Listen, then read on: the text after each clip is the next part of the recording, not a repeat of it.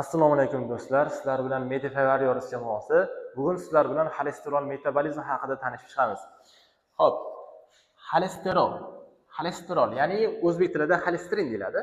Aynan mana shu moddani nima uchun biz o'rganishimiz kerak o'zi? Buni o'rganishdan maqsadimiz juda ham ko'p sohalarda qo'llaniladi. Misol uchun gastroenterologiya, kardiologiya, travmatologiya yoki endokrinologiya sohasida bu moddani o'rganmasdan u sohalarda ishlash juda ham qiyin. Nima uchun?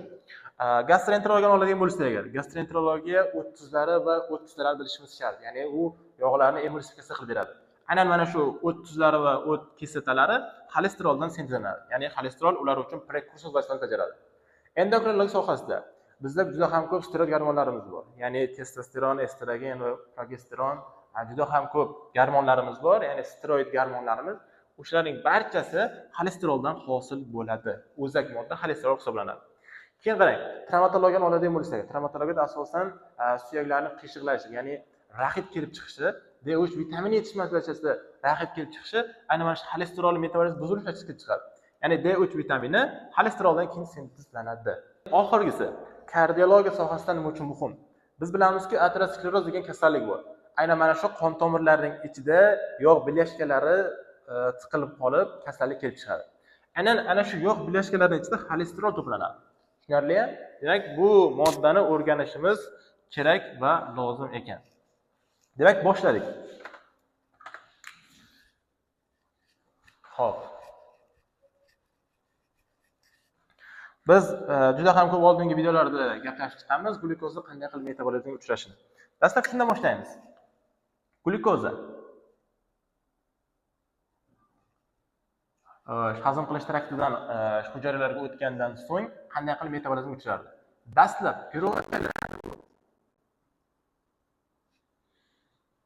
piruvatga aylanardi, ya'ni glikoliz reaksiyasi orqali. Piruvat keyinchalik atsetil kovani hosil qilardi.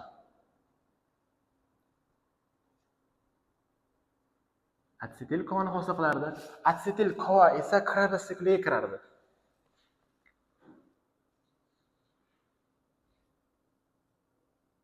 Krebs sikliga kirardi. Krebs siklida nima hosil bo'ladi? NADH, FADH2, ya'ni GTF yoki ATP hosil bo'ladi. Ya'ni NADH, FADH2, ATF hosil bo'lyapti. Ana endi bu yerdagi NADH va FADH2 elektron transport chain, ya'ni elektron transport zanjiriga yo'l oladi va bu yerdan biz uchun ATF sintezlanardi. Tushunarli? Endi agarda bizda asetil kovaning miqdori yuqori bo'lib ketsa, qanday jarayon kechadi? Aynan mana shu asetil kovaning miqdorining ko'payib, reaksiyalar kirishda bizdagi anabolik gormonimiz bor. Ya'ni insulin shu jarayonlarni aktivlab yuboradi. Qarang. Mana shu yozib qo'yaman. Insulin.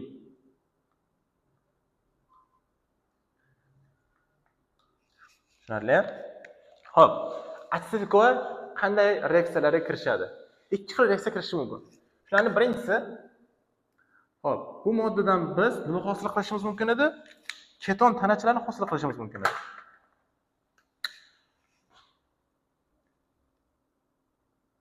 Keton bodies deyiladi. Keton bodies hosil bo'ladi. Ana endi bu hosil bo'lgan ketonlarimiz bir nechta to'qimalar tomonidan foydalaniladi. Aynan miya, brain, miya, muscle, muskul, buyrak va boshqa hujayralarimiz tomonidan aynan mana shu keton tanachalari o'zlashtirilib, ATF energiyasi sintez qilinadi. Ana endi ikkinchi yo'nalishi nima? Ikkinchi yo'nalishi bu xolesterol sintezlash.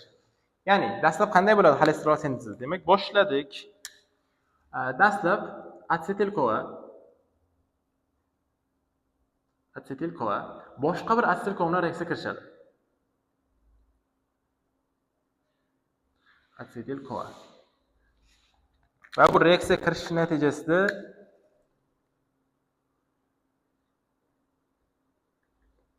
bizga nimani hosil qilib beradi? Asetoatsil kovani hosil qilib beradi.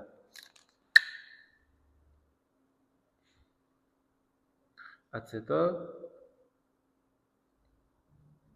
atsil CoAni hosil qilib beradi. Endi qarang, yuqorida CoA nechta? Bitta, ikkita, to'g'rimi? Pastda esa bitta bo'lib qolgan. Aynan demak, mana shu reaksiyamizda bitta koenzim A chiqib ketar ekan. Koenzim A chiqib ketyapti. Va bu reaksiyamizni aktivlab yuboradi. Ana shu aktivlab yuboradigan fermentning bir nechta nomi bor. Ya'ni asetil-CoA, asetil-CoA, asetil transferaza va boshqa nomlari ham bor. Lekin biz buni eng oson nomi bilan nomlab qo'yamiz. Ya'ni bu nomi tiolaza deb ataladi.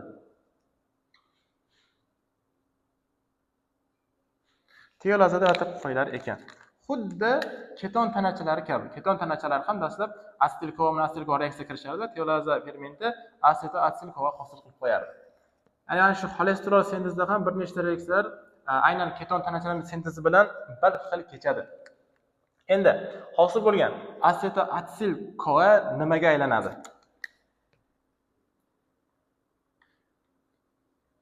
Asetil-CoA boshqa bir asetil-CoAning qo'shilishi natijasida, ya'ni yana bitta asetil-CoA bilan reaksiyaga kirishish natijasida asetil-CoA reaksiya kirish natijasida HMG-CoA ni hosil qilib beradi bizga. HMG-CoA. Tushunarli? HMG-CoA ni hosil qilib beryapti. Bu moddaning boshqa nomlari bor edi bizga. Ya'ni 3 metil, 3 gidroksi, 3 metil glyutaril koenzim A derdik. Qarang, buni ko'rinishi quyidagicha bo'ladi. Struktur ko'rinishda asosiy zanjirda 5 ta uglerod bo'ladi. 1, 2, 3, 4, 5. 5 ta uglerod bo'ladi. 3-chi uglerodida OH va mana shu yerda bitta metil guruhi joylashgan bo'ladi. Endi qarang. Mana bu qismda nima bor ekan? Koenzim A bor ekan. Buni qanday nomlaymiz? Yuqoridagiga qarab, yuqoridagiga o'xshash nomlasak. 3 gidroksi, 3 metil, 5 talik glyutaril koenzim A. Glyutaril CoA. Tushunarli? Yoki boshqa bir videomizda aytib o'tgandikki, boshqacha nomlash yo'limiz bor degandik. Aynan mana shu karboksil guruh tomonidan birinchi uglerodimiz alfa uglerod edi, ikkinchisi esa beta uglerod edi, to'g'rimi? Aynan mana shu beta uglerodda OH bilan metil joylashgan. Demak, bunda ayta olamizki, beta gidroksi, beta metil glyutaril CoA. Tushunarli? Bu yerda hozircha bizga buni unchalik ahamiyati yo'q. Shunchaki HMG-CoA deb atasak bo'ladi. Endi bu reaksiyamizni nima aktivlab beradi? Bu reaksiyamizni HMG-CoA sintez aktivlaydi. HMG-CoA sintez.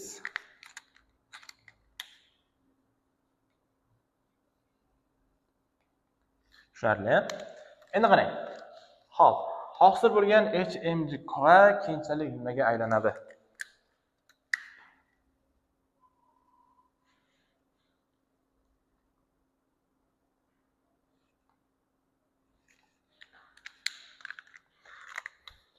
HMG-CoA mevalanatga aylanadi.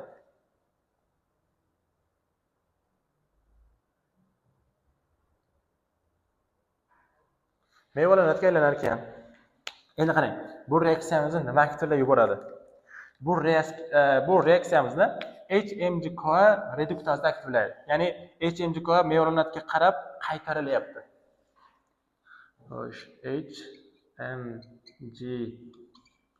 HMG-CoA reductase.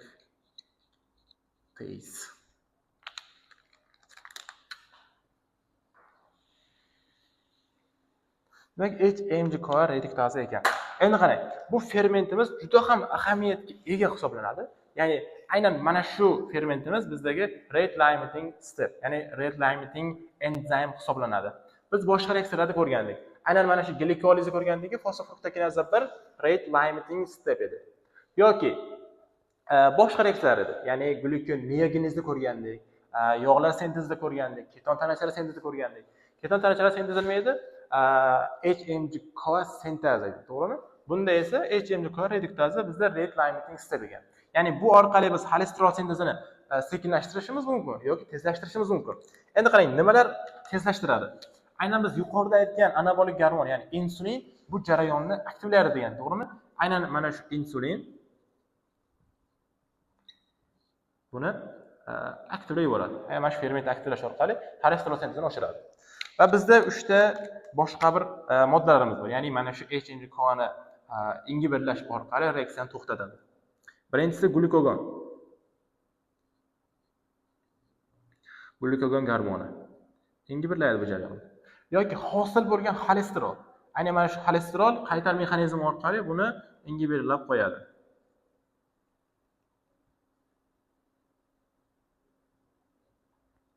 Bu jarayonni ingiberlar ekan. Endi qarang, bizda yana bitta modda bor, ya'ni lipitor deb ataladi.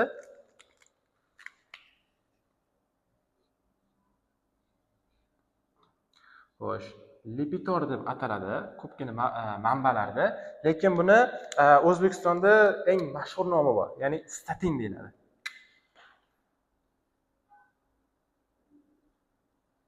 Statinlar yozib qo'yaman. Juda ham ko'p turlari bor statinlarning. Qarang, statinlar bu dori hisoblanadi. Aynan mana shu statinlar orqali biz HNG-K reduktazani ingiberlaymiz va xolesterol sintezlashini to'xtatib qo'yishimiz mumkin. Aynan qaysilar? Misol uchun atorvastatin turi bor. Atorvastatin kardiovaskulyar sistemasi kasalligi bor bemorlar ko'rsa agar, aynan o'sha aptechkasida atorvastatin yoki rozorvastatin kabi tabletkalarni uchratishingiz tabiiy holat. Demak, keyingi jarayonda nima bo'ladi? Keyingi jarayonimizda aynan mana shu mevalanat boshqa moddaga aylanadi.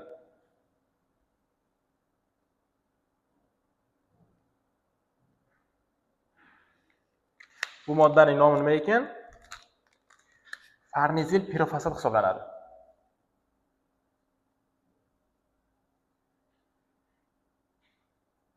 Farnezil pirofosfat hisoblanadi. Tushunarli? Pirofosfat qisqartirib yozyapman. Qarang, bu yerda mevalanatdan farnezil pirofosfat hosil bo'lishida izopentanil pirofosfat ham bor. Lekin biz o'ziga unchalik ahamiyatga ega emas. Shuning uchun ham o reaksiyani chetlab o'tamiz. Mana bu yerda 2x deb qo'yaman. Va bu yerda bitta reaksiya bor degan ma'noda kelyapti. Endi qarang, bizdagi farnezil pirofosfat nima maqsadda ishlatiladi? Birinchisi, gemning yon zanjirini hosil qilib beradi. Ikkinchisi, bizda elektron transfer zanjirida koenzim Q bor, ya'ni ubiquinon. Ana mana shu ubiquinonni sintezlash uchun va uchinchisi esa dolihol degan moddani sintezlash uchun kerak bo'ladigan substrat hisoblanadi. Xo'p, keyingi reaksiyamiz nima bo'ladi? Ana endi bu farnezil pirofosfat bizdagi skualinni hosil qilib beradi. Skualin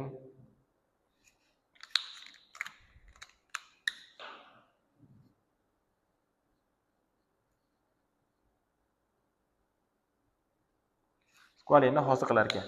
Aynan qaysi ferment orqali desangiz agar, skualin sinteza orqali bo'ladi.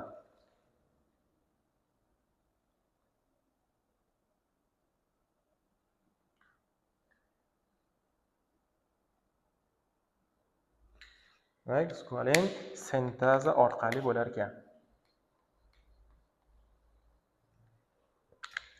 Endi qarang, skualin hosil bo'ladi, to'g'rimi? Ana endi bu nimaga aylanadi?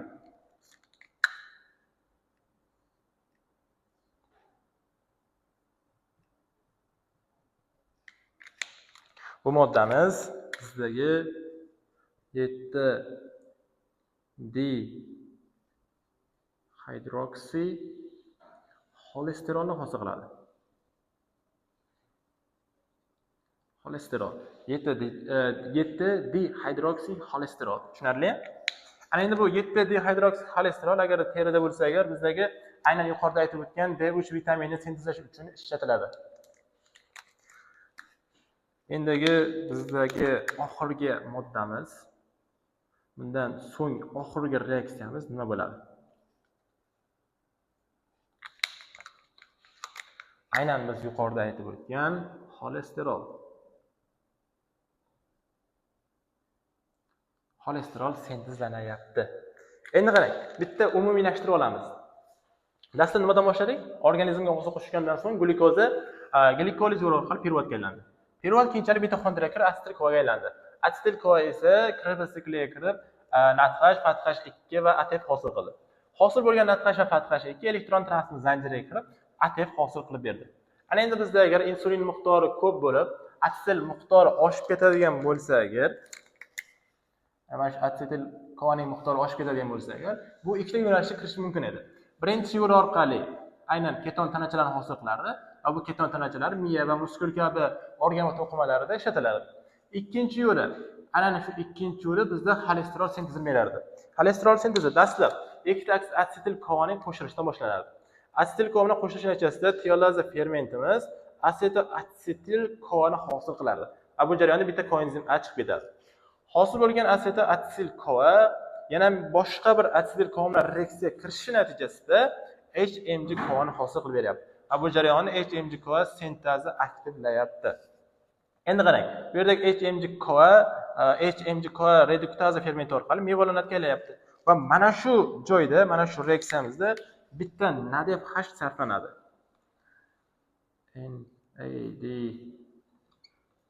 NADH sarflanadi.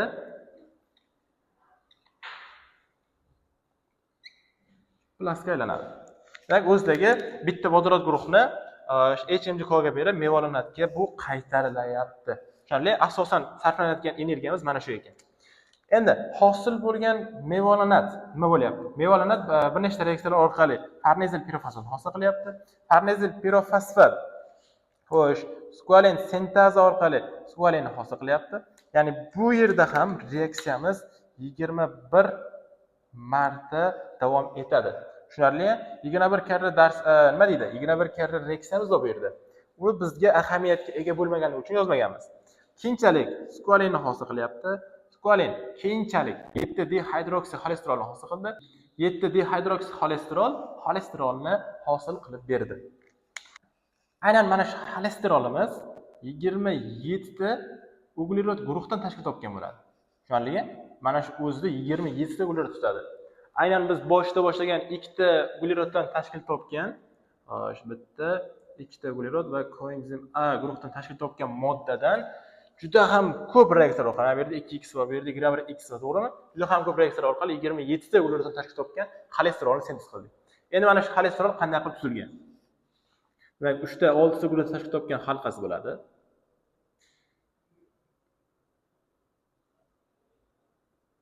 Bir xo'sh, mana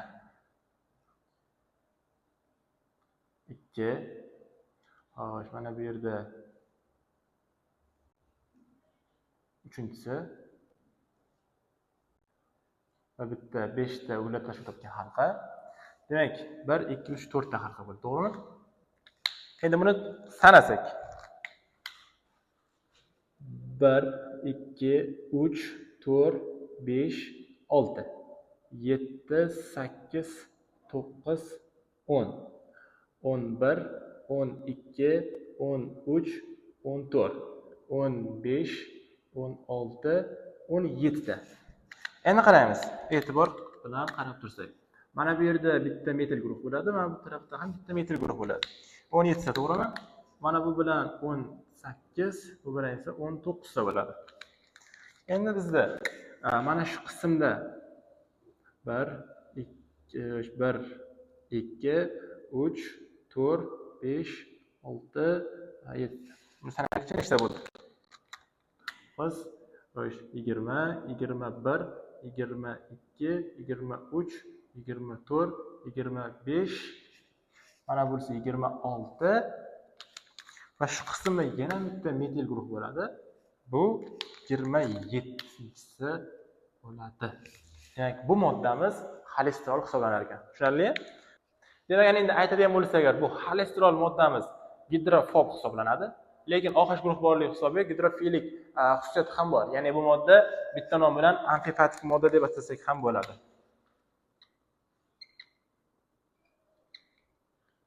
Amfipatik. Ham gidrofil, ham gidrofob moddamiz hisoblanadi. Endi buni xususiyatlaridan gaplashib o'tamiz. Xususiyatlaridan birinchisi membrananing tarkibiy qismiga kiradi. Xo'sh. Mana shu qismni membrana deb atadigan bo'lsak agar, mana shu qismda membranani kattalashtirib chizsak.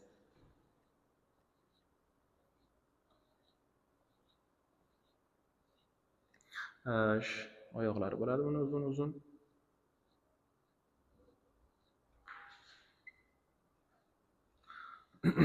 pastda ham. Ya'ni membranamiz nimadan tuzilgan? 2 qavat fosfolipiddan tuzilgan.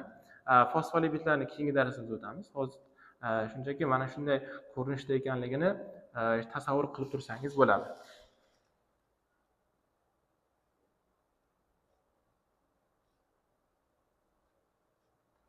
Demak, bu 2 qavat membranamiz, ya'ni tashqi qavat ham fosfolipid, ichki qavat ham fosfolipid. Aynan buning bosh qismi dumaloq ko'rinishda turibdi. Bosh qismi gidrofil hisoblanadi. Hydrophilic, ya'ni hidrofilik degani suvda eriydi va mana bu dum qismlari esa, mana shu dum qismlari esa gidrofob, ya'ni hidrofobik deyiladi. Suvda erimaydigan qism bo'ladi.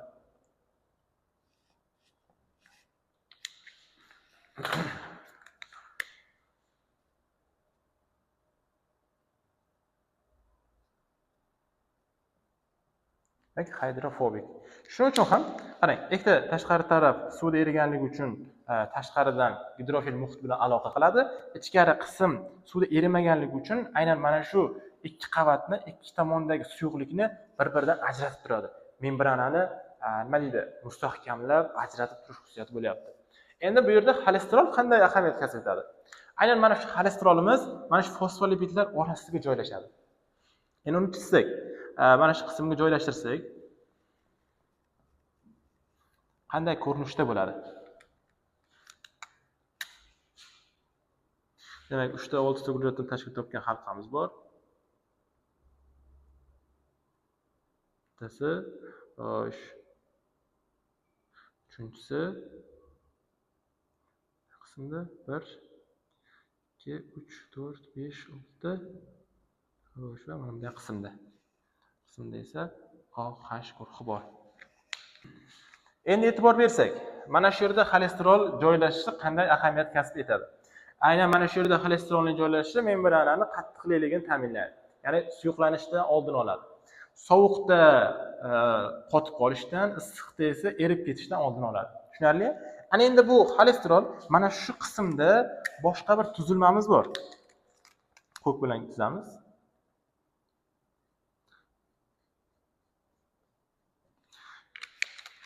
Va bu moddamizning nomini xo'sh, mana shu yerga yozib qo'yaylik. Glikosfingolipid deymiz. Aynan mana shu glikosfingolipidlarni keyingi mavzularimizda o'tamiz. Hozircha shunchaki qanday vazifa bajarishini bilsak bo'ladi.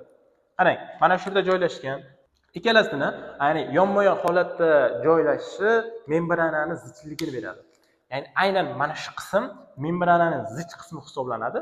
Mana shu zich qism hisobiga moddalarning o'tishi sekinlashadi. Tushunarli?